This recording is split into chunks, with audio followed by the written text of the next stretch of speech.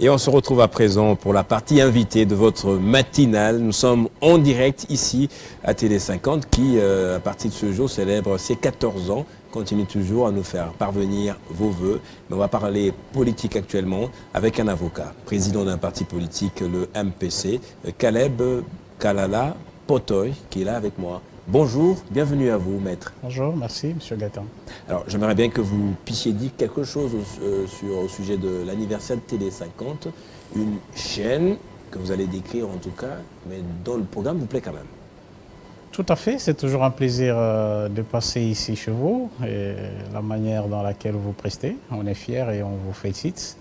Joyeux anniversaire encore une fois et que cette nouvelle année vous apporte encore beaucoup plus de merveilles ici à Télé 50. Merci beaucoup, maître. Alors, Caleb Kalala Potoy, vous aviez été candidat aux législatives, un candidat malheureux. Vous étiez candidat dans la circonscription de Mbuji-Mayi. Aujourd'hui, vous faites partie de ce qu'on appelle les membres ou la majorité extra-parlementaire, ceux qui soutiennent Félix Tshisekedi, mais en dehors des institutions officielles reconnues par la loi. La pratique de l'extra-parlementarité, justement, ce n'est pas quelque chose de nouveau, ce n'est pas quelque chose de propre à la RDC. Vous allez nous en dire plus, mais parlons d'abord de votre parti politique. Je disais le MPC, qui veut dire mouvement patriotique. Mouvement patriotique pour le changement. Tout à fait. Comment se porte votre parti politique? Vous avez célébré vos 2 ans il n'y a pas longtemps. C'était les 2 ans? Exactement. Oui. Nous sommes en notre deuxième année. Effectivement, je ne suis pas candidat malheureux pour corriger ce que vous avez dit, mais je n'ai pas été. Je sais que le mot malheureux, peut frustrer quand même. Voilà. Alors, mais c'est consacré maintenant en disant candidat malheureux, celui qui n'a pas été proclamé. Bon, je vous le concède, pas de souci. Effectivement, notre parti se porte à merveille. Nous sommes en train de travailler lentement et sûrement sur toute l'étendue de la République démocratique du Congo. Et nos ambitions, c'est pour bien asseoir ce que nous pensons faire pour la jeune population congolaise, c'est-à-dire faire autrement, là où nos précédents ou les autres n'ont pas pu bien faire. Et nous sommes en train de travailler en expliquant aux jeunes Congolais qu'il n'y a pas que la politique qui doit nous intéresser, comme on est en train de le voir, parce que de nos jours, on pense que pour gagner sa vie, pour réussir sa vie, il faut passer par la politique pour être entendu ou pour avoir un peu en Mais si je vous comprends bien, vous avez créé un parti politique pour désintéresser les jeunes de la politique. Ça fait partie de nos idées, pas pour intéresser tout le monde. Vous avez vu au moment de la campagne, au moment du dépôt des dossiers pour les élections législatives, il y a eu de ces partis politiques qui ont fait recours à tout le monde, même aux mamans qui vendaient des tomates. Venez, vous devez être candidate dans notre parti parce qu'il y aura ceci, il y aura cela. Et ça donne des intentions. Il y a de ceux-là qui pensent qu'il faut. Il y en a beaucoup qui ont perdu le travail aussi, parce qu'ils ont demandé de congé. Exactement. On leur a vendu beaucoup d'illusions. Parmi des choses que nous sommes en train de décourager, parce que ce n'est pas correct que tout le monde puisse s'intéresser à la politique. Vous n'entrez pas en politique, vous ne créez pas un parti politique pour dépeupler la politique. Non. Pour détourner les gens de la politique. Non, nous donnons juste des bons conseils. Des bons conseils. Si vous êtes journaliste, ce n'est pas parce que vous êtes connu, Gaëtan est chez Télé 50, vous êtes tellement suivi et vous vous dites que non, je dois embrasser la politique. Pas du tout. C'est ça le sens dont nous sommes en train de se battre. Mais pas seulement pour ça, tout un parti politique est là, c'est pour gagner le pouvoir et le conserver le plus longtemps que possible. C'est ainsi que nous sommes en train de nous installer partout en République démocratique du Congo pour que nous puissions bien rayonner sans difficulté. C'est une sorte d'éveil en fait, de conscientisation, de moralisation, pour pas que le jeune soit entraîné bêtement dans la politique, c'est ça? Exactement. Il y a plusieurs points et j'ai eu à épingler juste là comme échantillon d'exemple. Alors qu'est-ce que vous faites notamment aussi, en dehors de cette conscientisation quel bilan avez-vous fait de votre parti politique 2 années après? Et quel bilan faites-vous de la politique dans laquelle vous êtes? La politique congolaise, quoi. Nous sommes en train de former nos membres en les habituant à être à mesure eux-mêmes de se prendre en charge. C'est-à-dire, au lieu de payer 500 pagnes à les donner à 300 mamans, il faut les apprendre comment à payer de la braise, vendre devant sa parcelle pour qu'elle soit autonome. Comme ça, que tu sois là ou pas, cette maman sait qu'elle peut vendre sa braise autant de jours et son enfant ira à l'école et les soirs, l'enfant peut manger. Ne craignez-vous pas de faire le travail que font les autres ASBL, en tout cas ceux qui ne sont pas politiques, notamment les fondations aussi? On préfère aider dans ce sens-là au lieu de prendre, partager, faire du populisme et puis partir. et laisser ces gens en difficulté. Vous avez vu pendant la campagne combien de gens se sont bousculés pour des polos, pour des miettes d'argent, mais de nos jours, ils sont en difficulté. Mais nous voudrions des gens qui ont de la conscience claire pour aider cette population partout où elle se trouve, en les aidant, en les montrant comment se prendre en charge, comment travailler, et se désintéresser de plus en plus de la politique. Ce n'est pas tout le monde qui est appelé à s'intéresser à la politique. Mais un désintéressement, ça suppose beaucoup de choses, hein.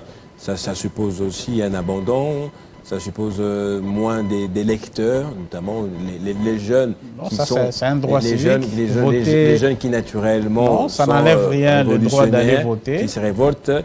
Alors lorsque vous leur présentez la politique comme ça, bon, on aura des taux d'abstention qui vont Oui, mais faire vous constatez aussi qui vont battre des records. combien de chômage il y a. Je t'ai suivi dans l'antichambre où j'étais, vous étiez en train de parler combien les Quinois s'adaptent à tous travaux. Ouais. Pourquoi? Parce qu'il n'a rien à faire.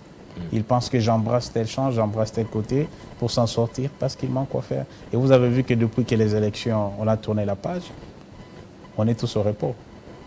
Pas d'engouement, il n'y a plus quoi que ce soit. Pourquoi? Parce qu'il n'y a pas à faire. Mais si ces gens avaient un job, s'ils étaient initiés à un travail, je pense que ça allait être la meilleure des choses. Chacun allait être occupé, on n'allait pas venir s'intéresser à 2 miettes d'argent ou à des visibilités inutiles. Voilà le MPC, les travaux qu'on est en train de faire au quotidien. Bien évidemment. Et au pouvoir, vous ferez quoi justement? Parce en rappelant au chef de l'État ce qu'il doit, ce qu'il avait à promettre pour différentes provinces. Plus précisément le Kassai oriental, qui est ma province d'origine. On en souffre. Oui. On est en difficulté sur ce qu'il nous avait promis. Dernièrement, il nous a dit, laissez-moi la situation de l'AMIBA. Moi-même, je pourrais voir quoi faire et j'en prendrai cela en charge. Et on l'observe. C'est son 2e mandat. Et on est en train de lui rappeler davantage qu'on continue d'attendre plus. Mais nous ne sommes pas là que pour l'AMIBA. Nous sommes là pour créer d'autres entreprises. Le Kassai oriental peut aussi voir d'autres entreprises, mais cela passe par l'électricité, par des routes. Et cela va attirer beaucoup plus les investisseurs. Voilà notre Mouvement problème. patriotique pour le changement. Donc, qu'est-ce que vous mettez dans le changement? Là où ce n'est pas correct, là où ça ne marche pas du tout, on se bat pour que ça change. Qu'est-ce qui ne change pas? C'est quand vous reconduisez un ministre qui n'a pas donné le meilleur de lui-même. Nous sommes là pour dénoncer, pour dire que ces ministres n'étaient pas en mesure d'être reconduits. Quand il y a un projet qu'on appelle Kinshasa Zéro Trou, qui nous a coûté à peu près 32 millions de dollars, mais on revoit des trous partout, mais ce même ministre revient aux affaires, ça dérange. Il y a de ces ministres qui nous ont rien fait, qui ne nous ont même pas laissé des traces, mais qui sont toujours là. On se pose la question, mais pourquoi? Voilà ces changements dont nous sommes en train de réclamer. Pourquoi il n'y a que? Ce sont eux qui ont fait des bonnes études. La question, on se la pose. Et on espère qu'on obtiendra des meilleures solutions dans l'avenir, que ces gens ne pourront plus revenir. Les changements, ce n'est pas dans ce que vous proposerez, notamment dans le changement de la classe politique, le renouvellement, son renouvellement, soit le changement de la manière de faire la politique, la Oui, mais gestion sur ça, de la le chose chef de publique, l'État lui-même nous le avait... changement des valeurs aussi, Le parce que chef notre de l'État politique lui-même nous avait est dit. dénuée d'éthique, en tout cas. La corruption est à son comble actuellement encore. Vous, les changements, c'est dans les dénonciations seulement. On en a parlé assez, Oui. on en a dit assez. Le chef de l'État lui-même nous avait promis de changer la classe politique, mais on s'est rendu compte que c'est à 20% que cela s'est réalisé. Ce sont les mêmes têtes, les mêmes caciques qui se sont bousculés et au niveau de la justice pour se créer de la place. Ils sont là, les autres quittent vers de la primature bientôt pour récupérer même le Sénat. Donc on se pose la question, qu'est-ce qui a changé? On ne voit rien. Mais on compte encore sur lui qui puisse vraiment mettre cette petite dose de méchanceté qu'il avait lors de son premier mandat. Alors, Pour qu'il l'applique au second mandat. notre sujet, c'est de savoir qui soutient vraiment le chef de l'État. Vous dites que vous êtes pour le changement et vous dénoncez les antivaleurs, vous dénoncez les ministres qui ne foutent rien. Je ne sais pas si vous êtes prêt à gérer aussi, vous en tant que parti politique, c'est ça la mission même d'un parti politique. Mais actuellement, vous faites partie de la majorité extra-parlementaire, de refuge un peu de tous ceux qui n'ont pas réussi aux élections législatives. Il y en avait beaucoup de candidats et vous faites une très grande majorité. On a vu sur les images, vous avez eu votre grande première messe aux rencontres, je ne sais pas comment vous appelez ça, plénière, extra-parlementaire. C'était à Kinshasa, ici à Gombe. Tout à fait. Alors, quelle est la mission notamment d'une majorité extra-parlementaire? Cette pratique consiste à quoi? Pour un peu apprendre à ceux qui nous suivent, c'est quoi cette majorité? Tout à fait, parce qu'il y a des Sébouches qui racontent que nous sommes en train de combattre, je ne sais pas qui que ce soit, mais je voudrais dire que nous sommes dans l'union sacrée et que ce n'est pas une première au monde. C'est juste que nous nous sommes réunis parce que nous n'avions pas été élus sur la liste de la CENI. Alors tous ces candidats et partis politiques et regroupements se sont réunis dans ce qu'on appelle la majorité extra-parlementaire pour continuer le travail que nous avons eu à faire depuis les débuts, c'est-à-dire soutenir le chef de l'État, défendre ses idées et lui rappeler ce qu'il doit faire de bon pour l'intérêt de la population congolaise. C'est-à-dire que nous ne sommes pas partis au-delà, nous sommes tous dirigés par la charte de l'Union sacrée. Nous sommes réunis comme ça. Nous avons choisi... Est-ce que cette charte a prévu l'organisation d'une majorité extra-parlementaire? Non, je dis bien, nous sommes dans la charte de l'Union sacrée. Dans l'esprit de cette charte. Exactement. Et nous sommes là, c'est pour soutenir le chef de l'État. Nous ne faisons pas autre chose. Nous nous sommes constitués. Mais pourquoi ce même présidium? Bon, pas tous les membres du présidium, mais il y en a un quand même qui voit d'un mauvais œil l'organisation de cette majorité extra-parlementaire. Pourquoi vous leur faites peur? Qu'est-ce qui les dérange en fait? Qui va mal? Même, il y a un membre du présidium, si vous voulez, je le citerai. Je le citerai en coulisses, j'ai entendu dire que M. Kabouya se sentirait ou se sent un peu bousculé par cette majorité extra-parlementaire. Pourquoi? Elle n'est qu'une organisation comme ça, je peux la qualifier d'illicite. Je ne sais pas si c'est vraiment le cas, mais peut-être vous aurez l'opportunité de le recevoir. Il pourra peut-être lui-même les dénoncer, mais à nous, il n'a pas dit ça clairement. Parce qu'on n'est pas en train de combattre le pouvoir. On pourrait comprendre si on était contre les chefs de l'État, mais nous sommes en train de faire un travail correct et nous soutenons les chefs de l'État en lui rappelant ce qu'il doit bien faire et en encourageant ce qu'il a déjà fait. Qu'est-ce que peut faire dans la pratique vraiment, concrètement, cette majorité extra-parlementaire? Vous êtes dirigé par l'ancien ministre de la Défense, comment il s'appelle? Oui, Sylvain Mutombo. Sylvain Mutombo.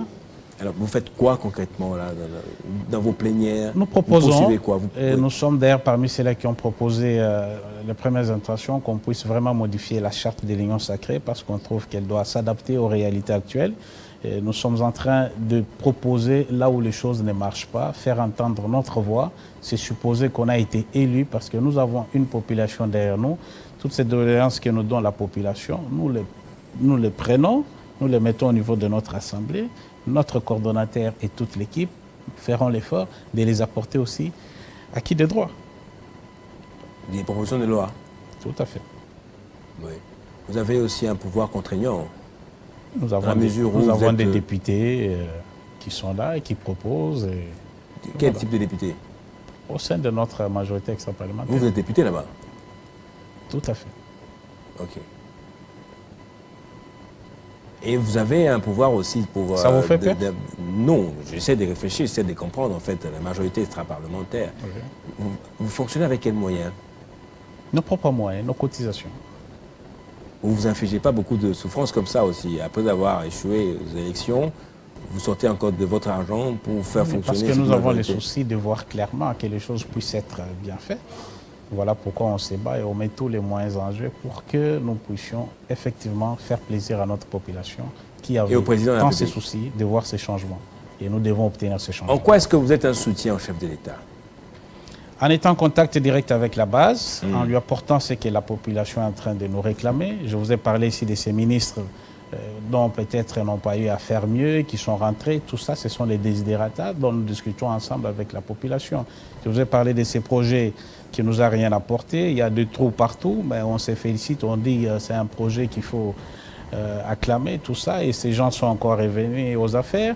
Tout ça, nous sommes en quelque sorte disposés pour prendre ce que la population réclame et les amener auprès du chef de l'État. Le chef de l'État n'est pas à tout moment en contact avec la population et on est là pour jouer cet intermédiaire. Voilà. Et quel est le programme? Vous êtes aussi en vacances parlementaires maintenant, je suppose? Non, non, pas encore. Vous suivez quel programme en fait? On ne suit pas quelqu'un, on est organisé. Au gré de la volonté de Sylvain Mutombo? Non, pas sa volonté. C'est toute une équipe, on décide, on propose et ensemble... Avec un bureau? Voter aussi. Tout à fait. C'est la démocratie là-bas. Nous pourrons vous inviter, vous allez voir comment les choses se déroulent. Vous allez nous inviter les médias? Tout à fait. Avec quel moyen? Les médias viennent déjà, mais c'est vous personnellement que je pourrais inviter. Oui, nous viendrons suivre un tout petit peu cette activité démocratique, cet exercice démocratique qui règne notamment dans cette majorité extra-parlementaire qui n'a pas de locaux. Bien sûr. Évidemment, ça se comprend aussi. Bien sûr. Nous avons nos bureaux. C'est pourquoi j'ai dit que je vais vous inviter. Vous allez le voir. C'est ici à Gombe, pas loin du bâtiment de l'Amiba. Vous allez inspecter, vous allez voir qu'on est bien organisé. Vous êtes nombreux combien, les députés? Nous sommes très nombreux. Très nombreux. Oui. La multitude. Très nombreux. Vous avez vu les images chez vous? Oui, il y en a qui étaient debout même. Ça dit qu'ils continuent à venir. Toujours, du jour au lendemain. Ça va déboucher sur quoi? Sur de bons résultats. Oui. Caleb Kalalam Potoy, je vous remercie en tout cas d'être passé sur le plateau. Merci. Parce que le programme se poursuit, se bouscule même, puisqu'on vient de m'annoncer à nouveau que les dessous des cartes avec Jean-Marie Kassamba pourraient bien avoir lieu en tout cas. Okay. Je suis donc obligé de vous dire merci beaucoup. Merci. D'être passé. Merci. Alors on va rester ensemble, on va pouvoir prendre Paz Miluta, qui était là depuis 9 heures en tout cas. Vous êtes nombreux du Kwango à l'attendre. Paz Miluta va nous parler du Kwango qui d'après lui est orphelin, ou la province est orpheline. Pourquoi? Alors qu'il y a un gouverneur qui a été élu en bonne et due forme. Il viendra parler également d'un personnage. Restez avec nous.